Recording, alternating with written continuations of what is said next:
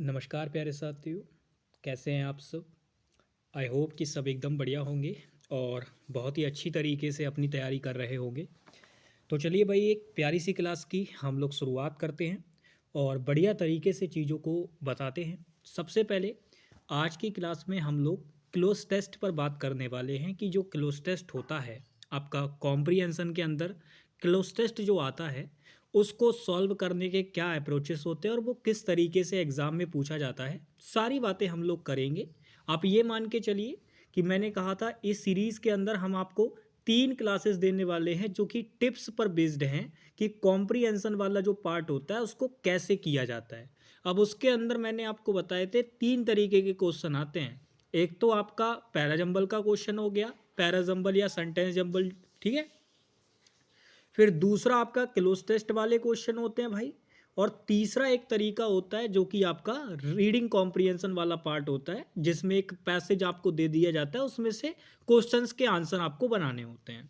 तो आज हम लोग दूसरी क्लास करने वाले हैं जिसमें हम लोग क्लोज टेस्ट के बारे में कंप्लीट इन्फॉर्मेशन देखेंगे कि क्लोज टेस्ट में क्या होता है, कैसे करना होता है हमको, ठीक है।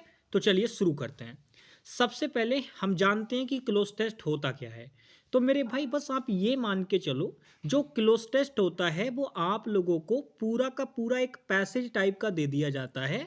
लेकिन पैसेज में से क्या होगा, लाइंस में से, जो पैसेज के अंदर जो लाइंस होंगी उनमें से बीच बीच में से क्या कर दिया जाता है, एक एक वर्ड को क्या कर दिया जाता है, मिस कर दिया जाता है, यानी उसको गायब कर दिया जाता है। और आपको 4 ऑप्शन बना के दे दिए जाते हैं और आपसे कहा जाता है कि बताओ भैया इन चारों में से कौन सा ऑप्शन है जो यहाँ पे आ जाएगा इस ब्लैंक वाली जगह पे। इसी को क्लोज टेस्ट कहा जाता है। तो मैंने यहाँ पे इसको जस्ट कुछ वर्ड्स में लिख दिया है, a passage with some blanks. यानी एक पैसेज टाइप का होता है जिसके अंदर कुछ ब्लैंक्स आपके दिए जाते हैं, उसी को क्लोज टेस्ट कहा जाता है। चलिए मैं आपको दिखाता हूं कि क्लोज टेस्ट कैसा होता है, दिखने में वो कैसे तरीके से दिखेगा, कैसे आप पता करेंगे कि ये क्लोज टेस्ट का क्वेश्चन है। तो जैसा मैं अभी आपको बता रहा था, क्या ये पूरा का पूरा वैसा ही है? तो मैंने आपसे क्या बताया पीछे, मैंने कहा क्लोज टेस्ट के अंदर आपको एक पैसेज दे रखा होता है। क्या ये पूरा का पूरा पैसेज है? ये देखो लाइंस दे रखी हैं इसके अंदर, ये देखो इस तरीके से पूरा का पूरा आपको एक पैसेज दे रखा है। और पैसेज के अंदर अगर आप नोटिस कर पा रहे होगे तो मेरे भाई ये आपको ब्लैंक भी दे रखे हैं। ये देखो एक ब्लैंक यहाँ दे रखा है, फिर ये दे रखा है दूसरा, फिर ये तीसरा ब्लैंक, ये चौथा और ये पांचवा। तो मैंने जो बताया उसी तरीके के पैटर्न पे देखो यहाँ पे चीज दे रखी है। तो क्लोज टेस्ट बस ऐसा ही होता है, एक पैसेज आपको दे रखा होता है विद ब्लैंक्स के साथ, कुछ ब्लैंक्स उसमें दे रखे होंगे, 4 या 5 देता है आपको, इससे ज़्यादा नहीं मिलते, 4 या 5 एक क्लोज टेस्ट के अंदर 4 या 5 ब्लैंक आपको देखने को मिलेंगे, ठीक है भाई। तो अब इतना हमने समझ लिया कि क्लोज टेस्ट क्या होता है, किस तरीके से वो दिखता है, क्या सारी चीज़ें होती हैं। अब जैसे अगले में आप नोटिस करोगे तो ये ऑप्शन दे रखे हैं। अब ये पहले वाले ब्लैंक के ऑप्शन हैं, तो जाहिर सी बात है इन चारों में से कोई 3 ऑप्शन कट जाएंगे और एक यहाँ पे आ जाएगा, ठीक है। जो आंसर होगा राइट वो वाला आ जाएगा यहाँ पे। तो आप ये मान के चलो पेपर में भी यही होता है, आपको क्लोज टेस्ट दे दिया जाता है, उसमें ब्लैंक होते हैं, उन ब्लैंक को भरने के लिए आपको 4 ऑप्शन दिए जाते हैं, उन 4 में से कोई एक ऑप्शन वहां पे आता है। अब दिक्कत ये आती है कि भैया उस एक ऑप्शन को रखने के लिए हमें क्या अप्रोचेस लगाने होंगे। तो चलिए शुरू करते हैं और देखते हैं उन अप्रोचेस को। तो क्लोज टेस्ट को सॉल्व करने के जो भी तरीके होते हैं वो मैंने इस स्लाइड के अंदर इंक्लूड कर दिए हैं। तो सबसे पहले जो बात मैं बार बार चीख चीख कर आपको बताया करता था क्लासेस के दौरान, चाहे वो प्रैक्टिस क्लासेस रही हूँ, चाहे वो बैच रहा हो, हर चीज़ों के दौरान मैंने आपको बहुत बार चीख चीख कर वो चीज़ें बताई हैं। एक बार फिर से वही चीज़ें मैं आपके सामने रिपीट कर रहा हूँ। और इस बार मैं अलग से इसीलिए इनको बता रहा हूँ ताकि मेरे भाई आप इन पर ध्यान दें। समझ पा रहे हो ना? तो बात कर लेते हैं भाई। तो आपको याद होगा हमेशा से मैं एक ही बात कहते हुए आया हूं कि क्लोज टेस्ट को सॉल्व करने के लिए आपको केवल केवल 4 स्टेप्स को फॉलो करना होता है। जिसमें पहली स्टेप क्या होती है आपकी भाई? पहली स्टेप ये होती है कि जो भी आपको पैसेज दे रखा है उसकी शुरू की 2 से 4 लाइन आपको पढ़नी होती है, सिर्फ 2 से 4 लाइन। मेरी बात समझना, 2 से 4 लाइन, यानी 2 पढ़ लो, 3 पढ़ लो या 4 लाइन पढ़ लो, इतने में आपको 100% उस क्लोज टेस्ट का कॉन्टेक्स्ट क्या है वो पता चल जाएगा। सर ये कॉन्टेक्स्ट क्या होता है इसको भी बताते हैं। देखो भाई, असल में होता ये है, जैसे ये आपका एक यहाँ पे क्लोज टेस्ट आपको दे रखा है, तो जब आप इसको पढ़ोगे तो पढ़ने से आपको इसके बारे में ये पता चल जाएगा कि आपका जो ये क्लोज टेस्ट है वो किस चीज पर बेस्ड है, ये चीज आपको पता चल जाएगी। तो वही आपको पता करना होता है, और उसको पता करने के लिए पहली स्टेप हमारी ये कहती है कि आपको 2 से 4 लाइनें पढ़ने की जरूरत है बस, केवल, यानी कम से कम 2 लाइन और ज्यादा से ज्यादा 4 लाइन, इतने में आपको ये पता चल जाएगा कि आपके क्लोज टेस्ट का कॉन्टेक्स्ट क्या है। और एक बार जब आपको कॉन्टेक्स्ट पता चल जाएगा ना, तो आपको बहुत आसान हो जाएंगी चीजें उनका आंसर पता करने में। क्योंकि जब, जैसे मान लो एग्जाम्पल के तौर पे मैंने आपको एक क्लोज टेस्ट दिया, तो वो मैंने एक आर्टिकल वगैरह कहीं से उठा लिया और उसके अंदर मान लो क्लाइमेट चेंज की बात हो रही थी। अब आपने 2 से 4 लाइनें पढ़ी और आपको पता चल गया कि क्लाइमेट चेंज के ऊपर ये दे रखा है। तो भाई अगर मेरे कहीं पे भी ऑप्शन के अंदर अगर कॉन्टेक्स्ट मैच नहीं कर रहा होगा तो वो तो ऑप्शन अपने आप इलिमिनेट हो जाएगा। तो इसीलिए कॉन्टेक्स्ट को पकड़ने से हमारे माइंड में चीजें क्लियर हो जाती हैं, हमें पता चल जाता है कि इसके अंदर क्या बातें हुई हैं, बस वही हमें पता करना होता है। अब कई लोग इसको पूरा भी पढ़ लेते हैं, तो भाई पूरा भी पढ़ लोगे, कोई दिक्कत वाली बात नहीं है, आप पूरा पढ़ना चाहते हैं तो पूरा भी पढ़ सकते हैं। बट मेरा जो तरीका है, मैं अपनी जिन स्टेप्स के अकॉर्डिंग मैं खुद भी यूज करता आता हूं, तो भाई वही चीज मैं आपको बता रहा हूं कि आपको कुछ नहीं करना होता, बस कम से कम 2 लाइनें पढ़नी है और ज्यादा से ज्यादा 4 लाइनें पढ़नी है, इतने में आपको कॉन्टेक्स्ट पता चल जाएगा। अब कॉन्टेक्स्ट पता चल गया, अब सेकंड वाली स्टेप पे चलते हैं। सेकंड वाली स्टेप होती है कि आपको क्या करना होगा, ग्रामर और vocabulary points in passage check करने होंगे। अब ये क्या बात है इसको भी समझो, दूसरा पॉइंट भी आपको समझाते हैं। देखो भाई, इसमें होता ये है, जो भी आपका क्लोज टेस्ट दे रखा है उसके अंदर की ग्रामर चेक करने का मतलब ये होता है, आपको सबसे इंपॉर्टेंट उसमें जो भी टेंस वगैरह यूज हो रखे हैं उन पे आपको विशेष रूप से ध्यान देना होता है। यानी आपको, जब मैंने कहा कि आपको चेक करनी है स्टेप सेकंड के अंदर ग्रामर और वोकैबुलरी पॉइंट्स, तो इसका मतलब ये है कि आपका जो ये क्लोज टेस्ट दे रखा है इसके अंदर आपको तुरंत टेंस चेक करना है। अब जैसे अगर आप यहाँ पे देखोगे तो कैन मॉडल वर्ब दे रखी है, मतलब प्रेजेंट है। यहाँ पे देखो, ये देखो इल्यूट्स वर्ब दे रखी है तो प्रेजेंट दे रखा है। यहाँ पर देखो भाई, यहाँ पे देखो ये सर्ब वर्ब दे रखी है, तो प्रेजेंट, हमें टेंस पता चल गया यहाँ से। तो बस यही आपको भी करना है। ग्रामर चेक करने का मतलब ये है कि आपको दिए गए क्लोज टेस्ट के अंदर ये पता करना है कि भाई टेंस कौन सा है इसके अंदर, क्योंकि उससे कई बार क्या होता है कि आपके ऑप्शन एलिमिनेट होने के चांसेस बन जाते हैं, तो इसीलिए उसको देखा जाता है। ठीक है भाई, अब बात करते हैं वोकैब की। देखो वोकैबुलरी पॉइंट्स के अंदर अगर मैं बात करूं तो इसके अंदर आपको चीज़ें चेक करनी होती हैं।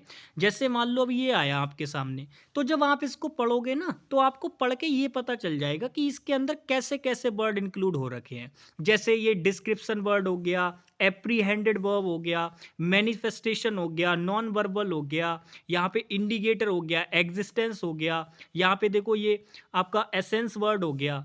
तो अब अगर मैं आपसे पूछूं कि इसके अंदर वोकैब का जो लेबल है वो कैसा है, तो आप कहेंगे भैया ये तो सारे के सारे नॉर्मल वर्ड है, हम तो सारे वर्ड जानते हैं। तो सारे वर्ड जानते हैं तो हम कह सकते हैं कि इसमें जो वोकैब का लेवल है वो इजी टू मॉडरेट है। बस यही काम आपको करना है। तो सेकंड वाली स्टेप के अंदर आपने क्या देखा, सेकंड वाली स्टेप के अंदर आपने देखा कि हमें ये देखना है कि ग्रामर किस तरीके की है, यानी ग्रामर में हमें क्या चेक करना होता है, टेंस, यानी हमें देखना होता है कि क्लोज टेस्ट के अंदर कौन सा टेंस दे रखा है। और वोकैबुलरी के मामले में हमें क्या देखना होता है कि भाई जो हमारा क्लोज टेस्ट दे रखा है उसके अंदर जो वर्ड्स दे रखे हैं वो किस लेवल के हैं, इजी टू मॉडरेट हैं या मॉडरेट टू हार्ड हैं, ये चीज हमें देखनी होती है। ठीक है भाई, इससे ना आपको चीज़ें आसान हो जाती हैं समझना। अब बात करते हैं स्टेप नंबर थर्ड की। स्टेप नंबर थर्ड सबसे इंपॉर्टेंट है। स्टेप नंबर थर्ड को पढ़ो। कह रहा है to fill the blank you should read only that clause in which blank has given. तो इस वाली स्टेप का मतलब ये है, स्टेप नंबर थर्ड ये कह रही है कि आपको ब्लैंक को फिल करने के लिए केवल उसी क्लाउज को पढ़ना है जिसमें वो ब्लैंक दे रखा है। समझ में नहीं आ रही ना बात? आ जाओ समझाते हैं। देखो, जैसे मान लो मेरे को ये पहला वाला ब्लैंक भरना है, तो इस पहले वाले ब्लैंक को भरने के लिए जब मुझे सारी बातें ऊपर की मैं चेक कर लूँगा, सब कुछ मुझे पता चल जाएगा। तो उसके बाद जब मुझे दोबारा से ब्लैंक भरना है, मान लो ये पहला वाला, तो अब मैं बार बार इसको पूरा थोड़ी ना पढ़ूंगा इस क्लोज टेस्ट को। अब इसको करने के लिए मुझे क्या करना होगा? थर्ड स्टेप अप्लाई करना होगा, और इस ब्लैंक को भरने के लिए केवल इसी क्लाउज को मुझे पढ़ना है। तो मेरी क्लाउज देखो यहाँ से शुरू हो रही है और खत्म कहाँ हो रही है? इस एंड कंजंक्शन पे, क्योंकि एंड कंजंक्शन के साथ तो ये नई क्लाउज बन गई यहाँ की। तो मेरे भाई यहाँ क्लाउज खत्म हो रही है। तो बस आप ये मान के चलो, मुझे इस वाले ब्लैंक को भरने के लिए केवल यहां से लेकर यहां तक पढ़ने की जरूरत है। समझ गए ना? तो ये थर्ड वाली स्टेप का मतलब है।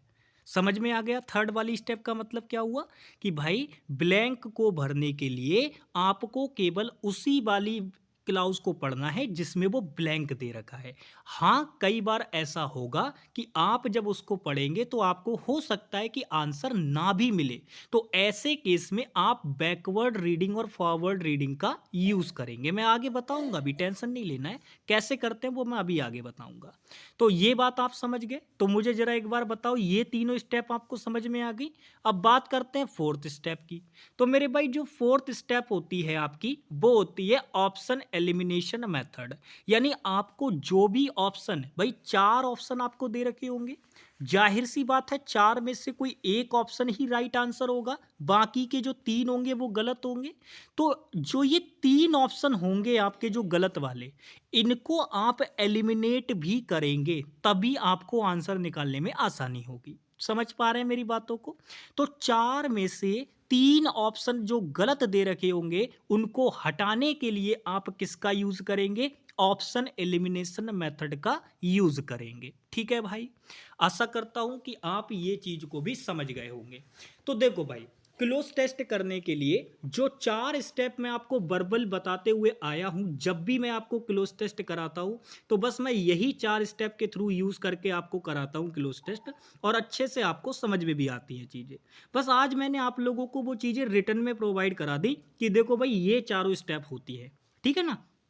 अब मेरी बात समझना, जो भी स्टेप मैंने अभी तक आपको सिखाई हैं, इसमें सारी स्टेप बहुत इंपॉर्टेंट है और ये आपको फिंगर टिप्स पे पता होनी चाहिए। पहली स्टेप, आपको 2 से 4 लाइन पढ़ के क्या करना है? उसके कॉन्टेक्स्ट को समझना है कि क्लोज टेस्ट का क्या कॉन्टेक्स्ट है। फिर दूसरी स्टेप, आपको ग्रामर चेक करनी है और वोकैब के पॉइंट्स चेक करने हैं कि उसका लेवल क्या है, इजी टू मॉडरेट है या मॉडरेट टू टफ है, ये चीज चेक करनी है। और थर्ड में आपको क्या करना है? ब्लैंक को भरने के लिए केवल उसी क्लाउज को पढ़ना है जिसमें वो ब्लैंक दे रखा है। हाँ, कई बार आपको बैकवर्ड रीडिंग और फॉरवर्ड रीडिंग की जरूरत पड़ेगी, उसको हम लोग देखेंगे। और फोर्थ स्टेप होती है आपकी ऑप्शन एलिमिनेशन मेथड। तो बस इन चारों स्टेप को आपको फिंगर टिप्स पर याद रखना होगा। क्लियर है भाई? चलिए अब हम बढ़ते हैं आगे। अब देखो आगे क्या है, जो हमारी स्टेप नंबर 3 थी भाई, ये थोड़ी सी इंपॉर्टेंट हो जाती है, क्योंकि इसकी मदद से हम लोग जो ब्लैंक होते हैं उनको भरना सीखते हैं स्टेप नंबर 3 की मदद से। तो पहली स्टेप नंबर 3 के अंदर की वो बात तो याद है ही कि भाई जिस क्लाउज में दे रखा होगा केवल बस उसी क्लाउज को हमें पढ़ना होता है, जिस क्लाउज में ब्लैंक दे रखा होता है। अब कुछ और बातें भी हैं जो स्टेप नंबर 3 के बारे में है, तो उनको भी सीख लो भाई। इसके अंदर कुछ और पॉइंट्स भी इंपॉर्टेंट हैं, जैसे कि जो आपको एक ब्लैंक दे रखा होगा, उस ब्लैंक को भरने के लिए आपको उस ब्लैंक के आसपास की भी चीजों का ध्यान रखना है। आसपास की चीजें मतलब, जैसे मान लो यहां पर कोई एक वर्ड दे रखा होगा, यहां पर कोई एक वर्ड दे रखा होगा, तो ये जो आसपास वाले वर्ड हैं, इन वर्ड की आपको पार्ट्स ऑफ स्पीच देखकर अंदाजा लगाना होगा कि बीच में कौन सा वर्ड आ सकता है। मेरी बात समझ पा रहे हैं? यानी कि थर्ड स्टेप में जो मैं आपको बता रहा था, तो उसी में ये कुछ पॉइंट्स और भी हैं जो आपकी और मदद करेंगे इस ब्लैंक को भरने के लिए। इस ब्लैंक को भरने के लिए आपको कुछ नहीं करना होता, जो उसके आसपास के वर्ड होते हैं उनका पार्ट्स ऑफ स्पीच आइडेंटिफिकेशन करके आपको ये पता चल जाता है कि भाई इसके बाद यहां कौन सा वर्ड आने वाला है या इससे पहले यहां कौन सा वर्ड आने वाला है। कैसे पता चलता है? पार्ट्स ऑफ स्पीच आइडेंटिफिकेशन से। कैसे होता है? आ जाओ मैं बताता हूं। जैसे यहां पे आपके सामने ये क्लोज टेस्ट लिखा हुआ है। अब अगर मैं ध्यान से देखूं तो मेरे भाई यहां पे आप देखो, ये कह रहा है the subjective experience of happiness eludes. तो अगर मैं बात करूं, इल्यूड्स मुझे एक वर्ड दे रखा है यहां पे और ये मेरा ब्लैंक है। तो आपसे मैंने क्या कहा था? ब्लैंक के आसपास के वर्ड देखने हैं। इधर आपको ब्लैंक के आसपास एक वर्ड दे रखा है इल्यूड, और इधर आपको एक ब्लैंक के आसपास वर्ड दे रखा है डिस्क्रिप्शन। अब मैं आपसे पूछना चाह रहा हूं, ये इल्यूड वर्ड की पार्ट्स ऑफ स्पीच क्या है? तो आप तुरंत मुझे बताएंगे कि भैया जी ये अपने आप में वर्ब है। अच्छा, डिस्क्रिप्शन की पार्ट्स ऑफ स्पीच क्या है? तो आप तुरंत बताएंगे कि भैया जी ION लग रखा है, मतलब ये वर्ड पार्ट्स ऑफ स्पीच के अकॉर्डिंग क्या है? नाउन है। क्या है मेरे भाई? नाउन है। तो आप मुझे बताओ, अब यहां पर ये वर्ब दे रखी है, तो आप अच्छी तरीके से जानते हैं कि वर्ब अपना ऑब्जेक्ट लेती है अपने बाद। तो इसका मतलब यहां नाउन तो दे रखा है, तो नाउन को मॉडिफाई करने के लिए जो भी वर्ड यहां आएगा वो क्या होगा? आप बताओ, क्योंकि ये तो वर्ब है, तो वर्ब के बाद तो उसका ऑब्जेक्ट आना है। अब ऑब्जेक्ट का काम तो कोई नाउन प्रोनाउन करता है, तो नाउन तो ये हो गया, लेकिन आगे एक ब्लैंक इससे दे रखा है, यानी इस नाउन का मॉडिफायर आएगा आगे। और मॉडिफायर नाउन का कौन होता है? तो आप कहेंगे भैया जी वो होता है एडजेक्टिव। तो ऐसे आपको पार्ट्स ऑफ स्पीच आइडेंटिफिकेशन की मदद से पता चल जाएगा कि कौन सा आंसर आएगा। समझ में आ गई बात? आशा करता हूं कि आपको ये बात समझ में आ गई होगी। तो ये पॉइंट आप आई होप समझ गए होंगे कि हमें भाई जो थर्ड वाली स्टेप होती है, तो ये जो ब्लैंक होते हैं इनको भरने के लिए जो आसपास वाले वर्ड होते हैं इनका पार्ट्स ऑफ स्पीच आइडेंटिफिकेशन करना जरूरी होता है। इसकी मदद से हमें ये पता चल जाता है कि यहाँ ब्लैंक में किस पार्ट्स ऑफ स्पीच का वर्ड आएगा। ठीक है भाई, अब बात करते हैं। यहाँ पे देखो कह रहा है to find hints to near the blank, मतलब जो ब्लैंक के पास में जो वर्ड होते हैं ना उनसे कुछ हिंट निकालने की भी कोशिश करनी होती है। जैसे कई बार ना आपको हिंट दे रखी होगी, जैसे मान लो मैंने यहाँ पे आपको ऐसे करके दे दिया और यहाँ पे मैंने टू करके लगा के दे दिया। ये अब टू लगा के दे दिया, तो भाई ये दो तरीके से काम कर सकता है। एक तो प्रेपो की तरह काम कर सकता है और एक ये आपका इन्फिनेटिव की तरह काम कर सकता है। अब मैंने ऑप्शन में पता है आपको क्या दे दिया? एक जगह मैंने थर्ड फॉर्म दे दी, एक जगह मैंने सेकंड फॉर्म दे दी, और एक जगह मैंने नाउन दे दिया लिख के, और एक जगह मैंने आपको दे दी मेरे भाई क्या, सीधे सीधे एक तरीके से मैंने उसमें दे दी आपको थर्ड फॉर्म लगा के दे दी। तो आप अच्छी तरीके से जानते हैं कि यार टू के तुरंत बाद थर्ड फॉर्म तो नहीं आएगी, तो इसका मतलब ये इन्फिनेटिव का काम नहीं कर रहा। फर्स्ट फॉर्म मैंने आपको यहाँ दी नहीं है, तो बताओ अब क्या आएगा? तो ये चीजें अपने आप से आपको पता करनी होंगी वहां पे, यानी कि आपको अल्टीमेटली हिंट बनाने का काम करना होगा। समझ पा रहे हो ना? हिंट बनाने का काम आपको करना होगा।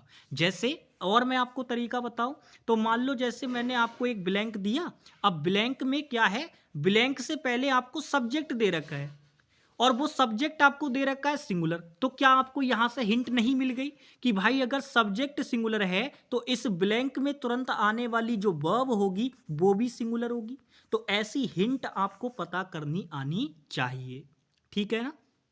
तो ये दो पॉइंट आप समझ गए होंगे कि भाई ये जो थर्ड स्टेप में जो हम ब्लैंक फिल करने का तरीका सीख रहे हैं उसमें पार्ट्स ऑफ स्पीच आइडेंटिफिकेशन बहुत जरूरी है, और दूसरा जो उसके आसपास के वर्ड्स होते हैं उनसे हिंट लेना भी बहुत जरूरी है। वो तरीका भी आपको आना चाहिए। ठीक है भाई, और वो तभी आएगा जब आपकी ग्रामर ठीक ठाक होगी और जब आपकी वोकेबलरी वाला पार्ट थोड़ा अच्छा होगा, तभी वो चीजें पॉसिबल होती हैं। अच्छा, थर्ड वाली बात करते हैं। कह रहे if sometimes you can't get answer then you should use backward reading और फॉरवर्ड रीडिंग। तो यहां पे कह रहा है कि कभी कभी ऐसा होगा कि आप आंसर नहीं पा सकते, मतलब आपको एकदम से आंसर नहीं मिलेगा। जो तरीका मैंने थर्ड स्टेप के अंदर आपको बताया है कि भाई जिस क्लाउज में आपका ब्लैंक दे रखा हो आपको उसी को पढ़ना है और आपको आंसर मिल जाएगा। बट कई बार ऐसा होता है कि हमें उस क्लाउज को पढ़ने से आंसर नहीं मिल पाता, दिक्कतें आती हैं। तो उससे बचने का क्या तरीका है? उससे बचने का तरीका यह है कि आप या तो बैकवर्ड रीडिंग कर लो या फॉरवर्ड रीडिंग कर लो। अब ये क्या होती है भाई? ये होती है, जैसे मान लो एग्जाम्पल के तौर पे मुझे यहां पे पता करना है कि क्या आएगा। अब ये अगर मैं नोटिस करूं तो मेरी यहां से देखो फुल स्टॉप लगा हुआ है, मतलब यहीं से एक नई क्लाउज शुरू हो रही है, और यहां कॉमा लगा हुआ है, मतलब ये यहां पे खत्म हो रही है, यहां पे। ठीक है, यहां पे ये खत्म हो रही है। तो अब मान लो जैसे मुझे पता नहीं चल रहा कि यहां पे कौन सा वर्ड आएगा, तो मैं क्या कर सकता हूं, अगर मैं देख पा रहा हूं कि मुझे यहां से कोई हिंट नहीं मिल रहा, कुछ भी लिंक नहीं मिल रही कि क्या आंसर हो सकता है, तो ऐसे केस में मैं, अगर मैं बैकवर्ड रीडिंग पे जाऊंगा तब मैं मेरे भाई इधर पढ़ूंगा, यानी इधर वाली, इससे ठीक पीछे वाली क्लाउज पढ़ के देखूंगा, उससे मुझे हिंट मिल जाएगी कि क्या आंसर हो सकता है। और अगर मैं फॉरवर्ड रीडिंग पे जाऊंगा तो ठीक यहां वाली जो क्लाउज होगी, ये वाली, यानी इसके ठीक आगे वाली क्लाउज, उसको हम पढ़ेंगे, वो फॉरवर्ड रीडिंग के अंदर आ जाती है। समझ पा रहे हो ना? तो अगर मान लो ऐसे ही होता है कि अगर इस वाले ब्लैंक को मुझे भरना है और मुझे अगर इस वाली क्लाउज से कुछ भी समझ नहीं आ रहा, मुझे कुछ पता नहीं चल रहा है कि क्या आंसर हो सकता है, तो ऐसे केस में मैं बैकवर्ड रीडिंग के लिए इससे ठीक पहले वाली क्लाउज पढ़ूंगा और फॉरवर्ड रीडिंग के लिए इससे ठीक आगे वाली क्लाउज पढ़ूंगा। आई होप कि आप ये सारे पॉइंट्स समझ गए होंगे, और मैंने बहुत अच्छी तरीके से आपको इस छोटी सी क्लास की मदद से सारे पॉइंट्स बता दिए हैं कि भाई क्लोज टेस्ट को करने के क्या अप्रोच होते हैं, क्या आपके तरीके होने चाहिए। चारों स्टेप्स का मैंने बढ़िया तरीके से विश्लेषण कर दिया है। आई होप कि अब आप इनको समझ गए होंगे और अच्छी तरीके से आप इनको अप्लाई भी कर पाएंगे। देखो भाई, मैं एक ही चीज़ कहता हूँ, जितनी भी चीज़ें सिखाता हूँ पूरी तरीके से खुद भी ट्रस्टेड है, क्योंकि खुद भी उसको यूज़ करते हैं हम लोग। तो भाई इसीलिए बढ़िया तरीके से आपको मैं इसीलिए बता रहा हूँ ताकि आप भी इन चीज़ों को सीख लें। हाँ, मैं एक बात फिर भी कहता हूँ, सीखने में आपको ज़रूर समय लगेगा, लेकिन जब आप एक बार इनको सीख जाएंगे तो आपको इसी चीज़ को करने में और आनंद आने लगेगा। तो बस बढ़िया तरीके से इनको एक बार सीख लीजिए, फिर आपको जो है चीज़ें आसान लगने लग जाएंगी। ठीक है भाई, चलिए तो मिलते हैं आप लोगों से नेक्स्ट क्लास में। तब तक के लिए बाय बाय, टेक केयर, जय हिंद प्यारे भाई।